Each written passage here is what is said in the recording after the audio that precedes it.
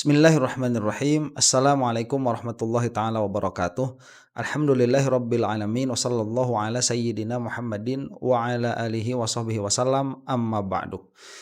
Kali ini kita akan kembali mereaksi videonya Madilog, Forum Keadilan, yang mana saya sudah mengatakan ini adalah podcast yang sangat bagus sekali, mendatangkan narasumber yang kredibel dan permasalahannya itu selalu menarik untuk disimak.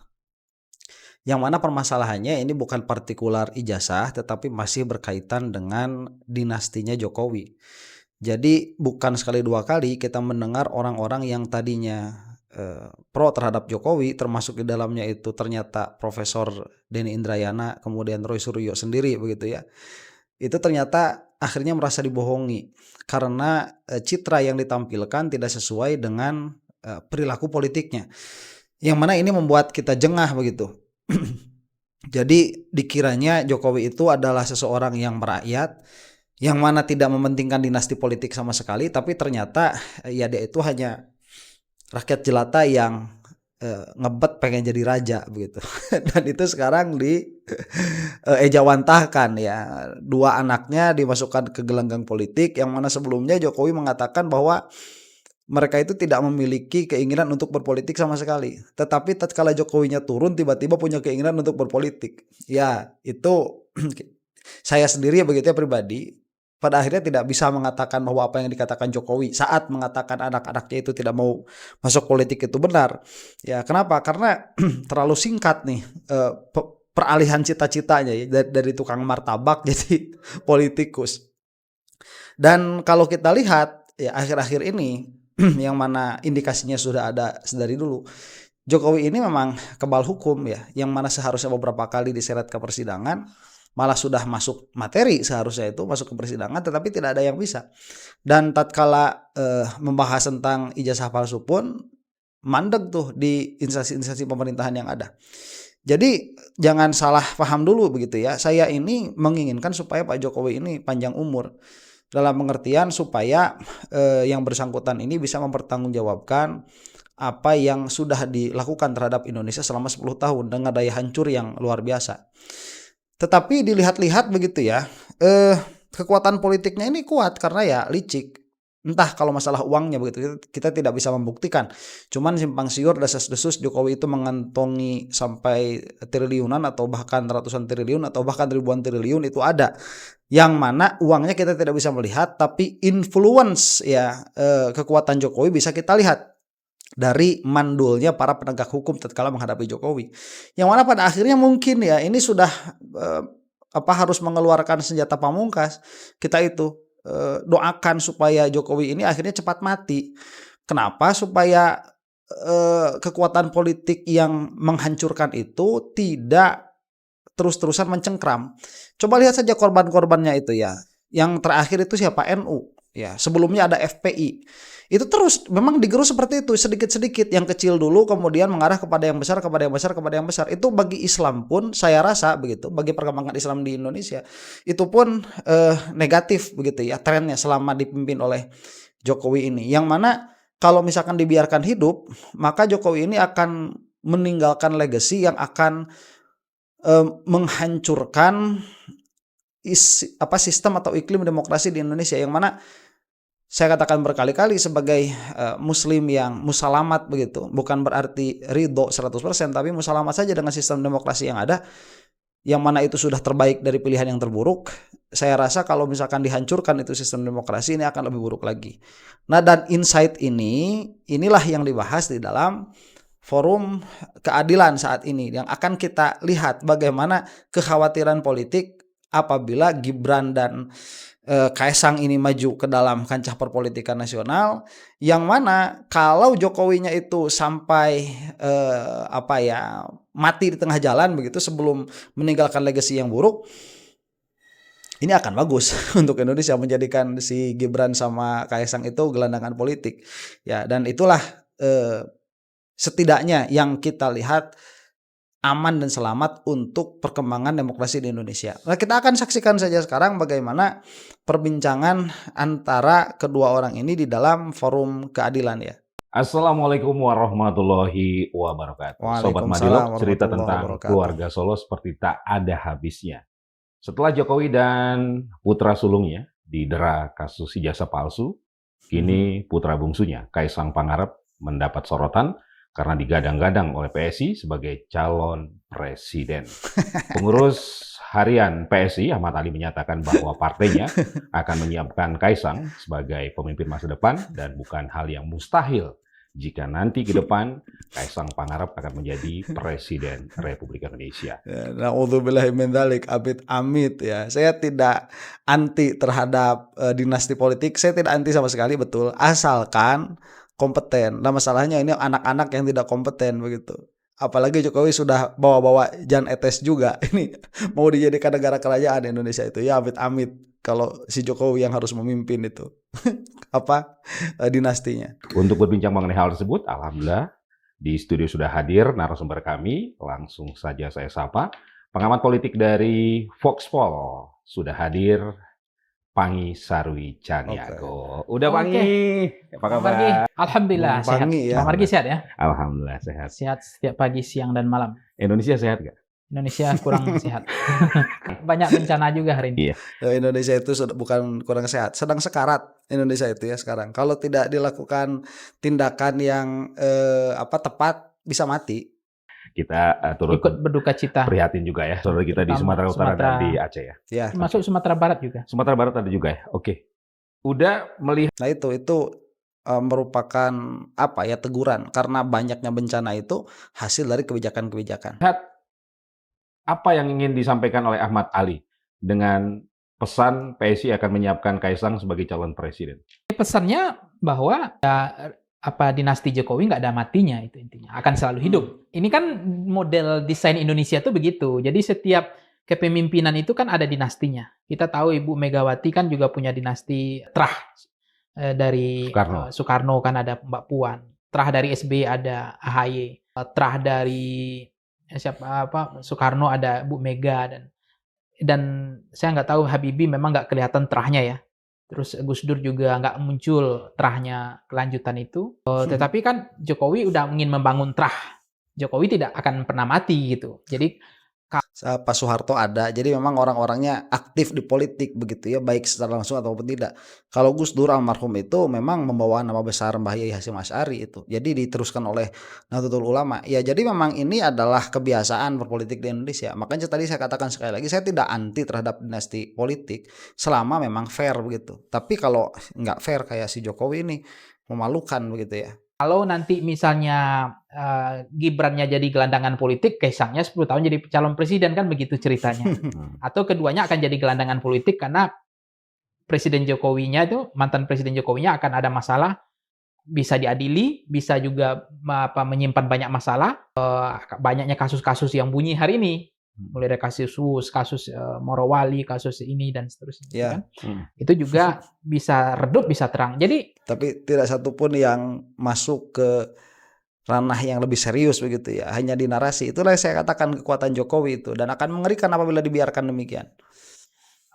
Keluarga Jokowi merasa mereka tidak akan pernah ada matinya, dan itu bagi mereka hari ini ada PSI, ada Kaisang, ada Gibran, ada Jokowi sebagai center of kandidatnya kan. Iya, oke. Kalau kata bahasa anak muda nih udah ya, Kaisang ini speknya masuk nggak sebagai calon pemimpin masa depan? Ya, sebentar, kagak. Udah saya bilang kagak, nggak masuk. Kenapa? Karena dia itu tidak berpolitik dari bawah. Dia itu karbitan, dikarbit sama bapaknya. Makanya prestasinya Gibran sama Kaisang ini dari awal apa? Cuma jadi anaknya Jokowi tuh. Ya masuk militer kagak, kemudian masuk partai politik dari bawah kagak. Tidak ada masuk dewan dulu, tidak. Udah nggak, speknya jadi wakil presiden atau jadi presiden kagak. Jadi apa dulu ya? Jadi lurah dulu lah begitu, atau jadi DPR dulu lah. Kalau mau tuh belajar dulu. AHY lihat ya, saya bukan pendukung AHY. Wallah saya bukan pendukung AHY. Tapi kalau kita mau melihat mau melihat katakanlah jenjang yang pantas ditempuh begitu oleh anak muda untuk sampai kepada etika politik yang baik, kemudian kekuatan politik yang bagus, bukan sekedar cuma punya duit terus punya nama ya, dalam punya pengaruh, bukan hanya itu. Yaitu AHY melakukan hal itu semua begitu, dan pengorbanannya ada, mengorbankan dari berkorban diri dari militer dan lain sebagainya. Kita lihat itu. Anies Baswedan ya, demikian juga. Hatta Megawati pun lah, biar orang-orang nggak lihat saya pendukung mana-mana. Megawati, Puan Maharani, demikian. Ya saya tidak mengatakan kualitas mereka bagus semua, tidak. Tetapi jenjang itu ditempuh begitu. Sebenarnya kan setiap orang kan punya peluang, punya potensi. Selama dia punya pikiran apa yang mau dijual. Apa ide pikirannya. Itu yang dibaca sama publik kan. Ini kan bukan persoalan memberikan ruang kepada anak muda semua. Tetapi kan yang mendowngrade beliau selama ini juga problem. Misalnya sewa jet yang kemarin. Nebeng itu kan. Itu juga soal integritas beliau. Ya. Beliau punya Tidak partai, punya etika, berarti ya. Setiap orang punya partai, punya kemungkinan untuk menjadi calon presiden. Punya peluang. Karena dia punya partai. Problemnya partai ini kan beliau sampaikan 2 kali memakai Jokowisme pun PSI nggak lolos. Kali ini nggak ada tempat, semuanya akan kita kata abad semua kan gitu. Yang menghalangi kita akan kita sikat. Ini keren banget nih bahasa luar biasa. Artinya level confidence-nya tinggi sekali. Betul, sebentar ya. Nah, untuk partai politik mendapatkan suara yang banyak itu perlu kantong politik yang bagus, yang baik. Sedangkan kantong politiknya sudah penuh oleh PDIP, oleh Golkar, oleh P3 itu sudah penuh. Makanya bawa nama Jokowi pun PSI ini tidak bisa masuk ya ke parliamentary threshold kalau tidak salah kemarin itu yang dipinta ya. Dan sekarang yang menjadi mencurigakan apa? Yang menjadi mencurigakan PSI ini overconfidence begitu. Sangat percaya diri sekali, yang mana di situ timbul kecurigaan politik. Ada apa di belakang overconfidence-nya PSI ini? Begitu. Yang mana nanti akan dikaitkan jangan-jangan sama duit nih urusannya. Ya, calon presiden punya partai itu intinya. Nah, Kaisang hari ini ada PSI ya memungkinkan saja. Nah, problemnya apa iya mereka akan bisa semulus itu? Apa enggak? Sebenarnya yang namanya Kaisang, Gibran itu mengalami patahan di tengah jalan, selesai semua, termasuk PSI-nya kalau Jokowinya bermasalah. Tapi kalau Jokowinya hari ini nggak ada masalah, lancar, mulus, legasinya aman semua, ya mungkin nggak ada masalah. Tapi apakah seindah itu? Hari ini bunyi semua pelan. Semua yang namanya bau amis, mau disimpan di kresek, di kantong manapun, ya akan muncul aja tulangnya itu kan. Saya pintar-pintarnya menyimpan itu. Nah, kalau misalnya diduga Pak Jokowinya bersih, nggak ada masalah, integritasnya bisa diuji, persoalan hukumnya nggak akan muncul lagi, persoalan ijazahnya sudah clear bahwa ini asli misalnya kan, saya stop sampai situ aja. Ya, alergi saya ngomong itu kan nggak mau lagi. Intinya, apakah seindah itu gitu? Nah, yang kedua ada juga persepsi publik melihat begini, Bang Margi. Sebentar ya, itu tadi permasalahan Jokowi itu banyak sekali dan sekarang belum tahun politik begitu. Yang mana kita bisa melihat bahwa percikan-percikan yang keluar seperti Morowali, ijazah dan lain sebagainya itu hanyalah percikan awal yang mana nanti mungkin bisa terjadi kebakaran besar di ranah perpolitikan Indonesia itu tatkala, karena memang lawan politik Jokowi pun tidak akan diam sebetulnya, cuman mereka belum mengeluarkan kekuatannya sekarang. Makanya kalau misalkan Jokowi itu sudah paranoid dari awal mengatakan bahwa ijazah palsu ini di belakangnya ada SBY begitu, secara tidak langsung mengatakan demikian, itu sudah paranoid sebetulnya Jokowi itu. Nah, yang mana kalau misalkan Jokowinya mati duluan begitu ya, itu influence-nya akan lebih mudah runtuh ya, karena yang memegangnya ya Jokowi itu nggak bisa diwariskan kalau itu ya, susah diwariskan langsung ke Gibran, nggak bisa, harus dipupuk oleh Jokowi itu Gibran sama Kaisang. Nah, itu kalau dipupuk sama Jokowi ya nanti bakal kader Jokowi pada akhirnya memerintahnya kan pola pemerintahnya itu akan sama, prinsip kemudian filosofi pemerintahnya akan sama, dan tinggal tunggu saja Indonesia lebih hancur lagi begitu. Naudzubillah min dzalik. Makanya jangan sampai ini dilihat dari kacamata analisa data-data yang kita dapatkan sekarang ya, entah 1 tahun 2 tahun kemudian saya tidak tahu. Indonesia itu punya fase bukan musim durian, musim Kedua rambutan sampai musim manggis ya, fase 10 tahunan. Ada kejenuhan publik, bosan setelah 10 tahun dipimpin oleh Prabowo misalnya. Nah, makanya mereka bilang 10 tahun lagi kan. Nah, fase itu bisa menjawab. Memang ada fase orang misalnya nih, munculnya Jokowi waktu itu, Presiden Jokowi, Pak Jokowi, karena kebosanan terhadap model desain kepemimpinan SBY yang formalistik, protokoler, yang terstruktur bahasanya, yang beribawa, kelihatan strong leadership-nya. Ternyata itu 10 tahun bosan, jenuh publik. Dia cari antitesis. Nah, muncullah Jokowi. Nah, apakah kemudian nanti antitesis dari Prabowo ini akan menjawab namanya Kaisang ini? Namanya Gibran? Atau yang lainnya? Nah, kerinduan yang kedua adalah begini juga Mas Margi. Orang Indonesia itu pelupa. dan pemaaf. Dan juga suka rindu. Jadi pas 10 tahunan itu selesai rindunya, dia ingin model baru lagi, kemudian dia melupakan semua kesalahan, dia pemaaf, memaafkan semua kesalahan. Buktinya kan banyak juga mantan presiden kita dimaafkan jadi pahlawan. Contoh misalnya. Iya. Nah ini kan sebenarnya lihat 10 tahun ke depan ini. Apakah makin redam, lampunya makin terang, atau makin redup? Nah itu mungkin ya, momentum itu yang akan mereka manfaatkan itu nampaknya saya lihat arahnya ke situ. Oke. Nah memang Sebentar ya, ini apa yang dikatakan oleh Bung Pangi ini saya harus setuju. Memang mayoritas Indonesia itu demikian. Dari mana kesimpulan itu diambil? Dari perpindahan memimpin setiap 10 tahun itu. Ya saya harus setuju begitu. Ya setidaknya dari beberapa edisi presiden terakhir. Dan itu disayangkan ya.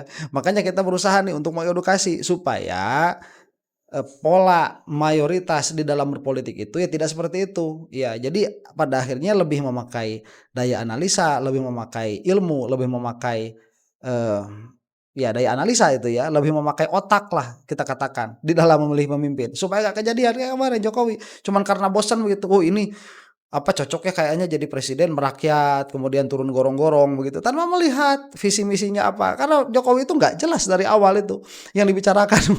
Banyak orang nggak ngerti juga sebelum jadi presiden, waktu jadi presiden, setelah jadi presiden itu tidak melihat kita lompatan intelektual yang tinggi dari Jokowi itu. politik Indonesia seperti kain sarung aja, muter-muter aja. Elitnya juga muter situ aja. Elitnya terahnya SBY, elit terahnya Megawati, elit terahnya siapa? Soeharto, Gus Dur harusnya kan, tapi nggak muncul kan. Ya. Habibie nggak muncul. Tapi kalau Habibie nggak muncul, cuman berusaha juga sama. mantan presiden kita tuh kan punya terah, punya dinasti. Nah, dia muter seperti kain sarung, muter di situ aja. Nah, Jokowi juga nggak mau ambil ketinggalan bagian untuk memunculkan terahnya. Mungkin Kaisang akan dijadikan sebagai kans calon presiden ke depan. Jadi ada faktor romansa politik ya. Romantisme politik masa Romantisme lalu politik. dan kerinduan Oke. yang masyarakat kita capek, bosan Oke. gitu. Udah melihat apa modal politik dari Kaisang? Nah, modal politik Kaisang ini yang kita nggak tahu ya. Sebab makanya saya katakan tadi sebentar ya, modal politik Kaisang itu apa? Bapaknya. Udah bapaknya. Ya makanya, aduh saya mau pengen Jokowi itu panjang umur supaya bisa mempertanggungjawabkan perbuatannya. Cuman kalau misalkan seperti ini ya seperti kebal hukum di Indonesia begitu ya udahlah, mudah-mudahan cepat mati aja.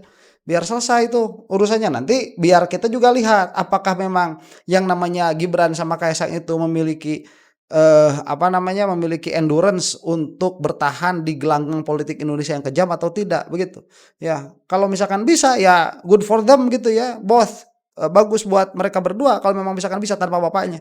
Tapi kalau nggak bisa ya udah itu biar tersingkir begitu saja. Tetapi Jokowi ini sudah menancapkan kekuatan oligarki di Indonesia selama 10 tahun, yang mana nanti juga akan dibahas bahwa permasalahan politik di Indonesia itu sangat erat sekali kaitannya dengan oligarki.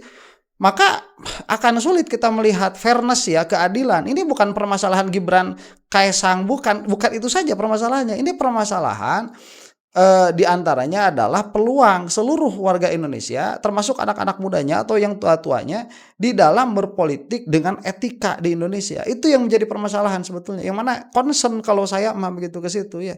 Concern. Kenapa ya setidaknya kalaupun kita tidak bisa mendapatkan pemimpin yang bagus begitu dari sistem perpolitikan yang ada, minimalnya sistem perpolitikannya fair. Itu saja yang diinginkan begitu.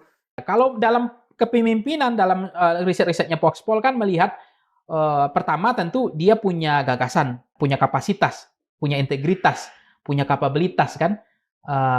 Nah, sampai kan Kaisang punya statement hari ini yang cukup mengagetkan publik. Yang di Morawat, di Sultra itu di Palu kan bersama Ahmad Ali kan, bahwa percuma elektabilitas tinggi kalau isi tas bokek gitu kosong gitu. Bentar, itu pernyataan mungkin benar ya, dan saya rasa itu benar karena kalau tidak ada pernyataan seperti itu tidak akan dikeluarkan oleh Mas Pangi nih. Percuma elektabilitas tinggi kalau duit bokek begitu. Ini pernyataan seseorang anak muda begitu ya, yang masih mentah di dalam dunia politik, berkata seperti itu di hadapan publik. Ini adalah pernyataan yang overconfidence. Dari mana overconfidence itu datang? Memang dari kantongnya yang tebal begitu. Itu mengkonfirmasi kalau bagi saya. Jadi desas-desus yang ada akhirnya dikonfirmasi sama perkataan si Kaisang itu sendiri begitu, karena dia sudah merasa duitnya banyak. Dari mana duitnya? Nah, ini mencerminkan beliau memahami bahwa memang percaya diri bahwa kemampuan dia punya logistik gitu. Nah, Dia punya isi tas. Karena persoalan kapabilitas, kapasitas, integritas, nggak dan punya dia. kapasitas itu kan juga dianggap tidak terlalu penting akhirnya. Betul, karena dia nggak punya Kenapa? juga. Ya kalau Anda menang, punya kapasitas, Anda punya program, Anda hebat, Anda punya narasi, Anda punya gagasan pun, tapi Anda nggak punya logistik, nggak punya isi tas, Anda mimpi siang bolong, seolah begitu. Ya itu pernyataannya Kaisang gitu ya. Ini menormalisasi gitu. Jadi Nah, jangan-jangan apa kemampuan Kaisang? Mungkin punya logistik itu aja. Hanya itu yang per hari ini. Ya. Kita nggak tahu orang diupdate ke depannya, diupgrade ke depan seperti apa. betul. Kita nggak tahu pendidikan yang bisa diterima oleh Kaisang seperti apa, kita nggak tahu. Cuma sampai sekarang itu yang ada. Dibuat seperti apa desainnya? Karena kan politik itu tidak ada yang alamiah, semua ada desainnya, ada arsitekturnya. Ada yang mengoperasikan bagaimana supaya sentimennya positif. Di udara kan ada serangan udara, ada serangan darat, ada serangan lautnya.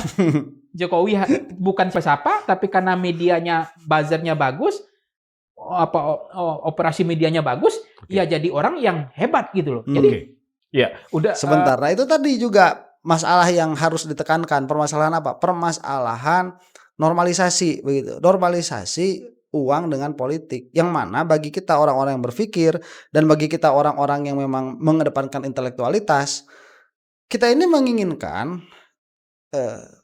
iklim politik yang adil, meskipun ya itu utopia lah ya, tidak akan terjadi. Cuman kalaupun memang misalkan mau tidak adil begitu, jangan terang-terangan kayak Jokowi lah, itu memang injak-injak, itu sudah bukan ketidakadilan, itu sudah penghinaan.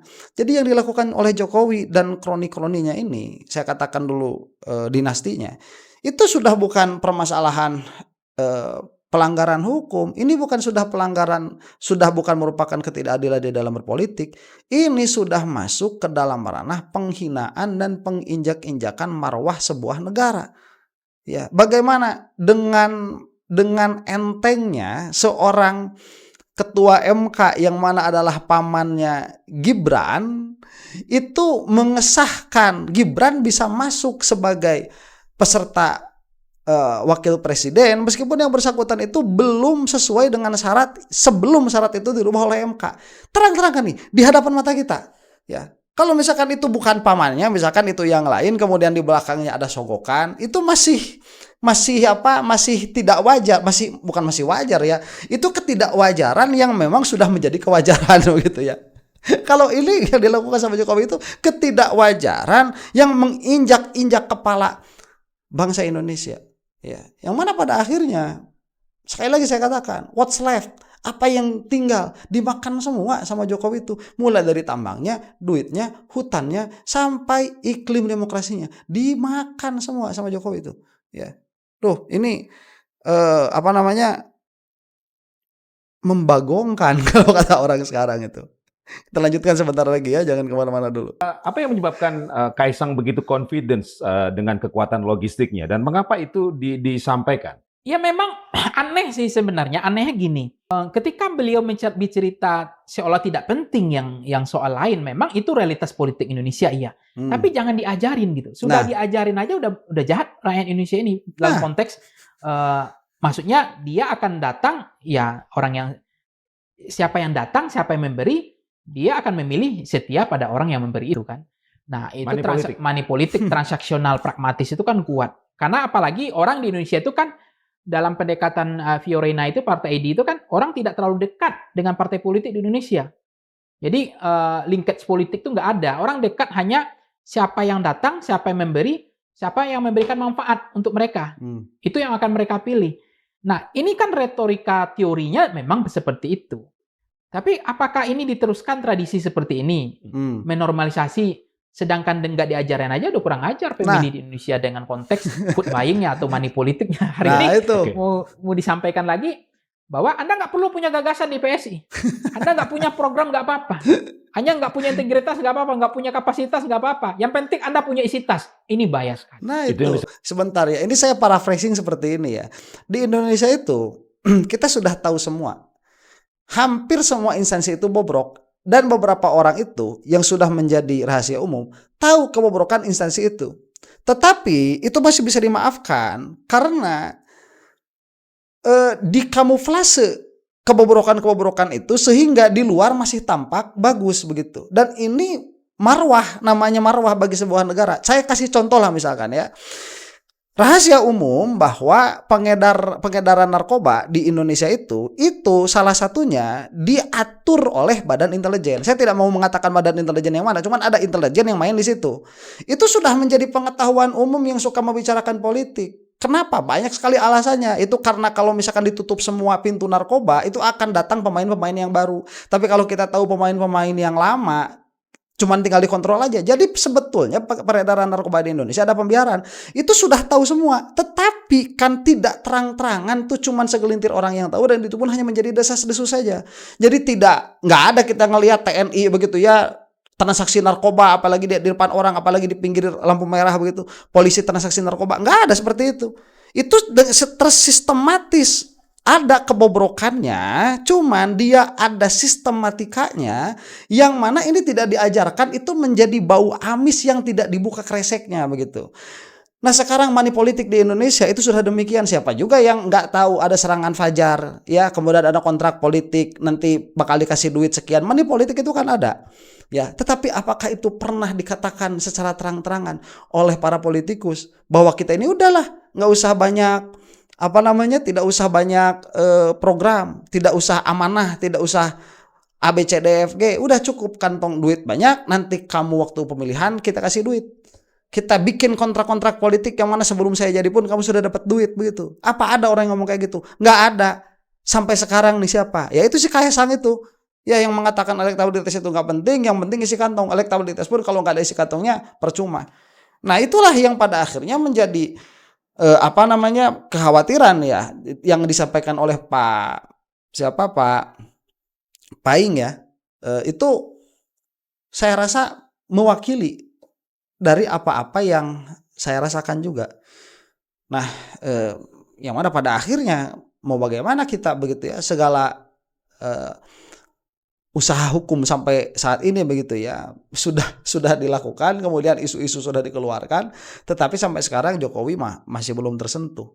Yang mana ya pada akhirnya saya menginginkan Jokowi itu panjang umur, mudah-mudahan dan ada dalam kesehatan, umurnya panjang supaya bisa mempertanggungjawabkan apa yang telah dia lakukan terhadap Indonesia. Tetapi kalau misalkan kenyataannya seperti ini, ternyata Jokowi pun setelah pensiun masih cawe-cawe ke sana kemari, berusaha menancapkan kekuatan politiknya dan membangun dinastinya, yang mana kalau misalkan ada kompetensi yang nggak apa-apa, tapi ini tidak ada kompetensinya, ya kita doakan saja. Kalau saya begitu mendoakan, mudah-mudahan ya Jokowi ini cepat mati saja begitu, supaya tidak menancapkan madorot yang lebih besar lagi kepada Indonesia. Dan madorotnya itu sudah terlihat. Jokowi pun gak keberatan begitu ya, disebut hal-hal seperti itu gak keberatan dia, kok ya apa begitu, kamu gak bisa ngapa-ngapain juga. Itu yang kita tangkap. Demikian ya, itu mungkin jihad yang bisa dilakukan, berdoa saja, mau ngapain lagi. Mudah-mudahan kita semua ada dalam maghfirah Allah Subhanahu wa taala. Yang mau mengaminkan silahkan aminkan di bawah. Wallahu taala alam bisawab. Assalamualaikum warahmatullahi taala wabarakatuh.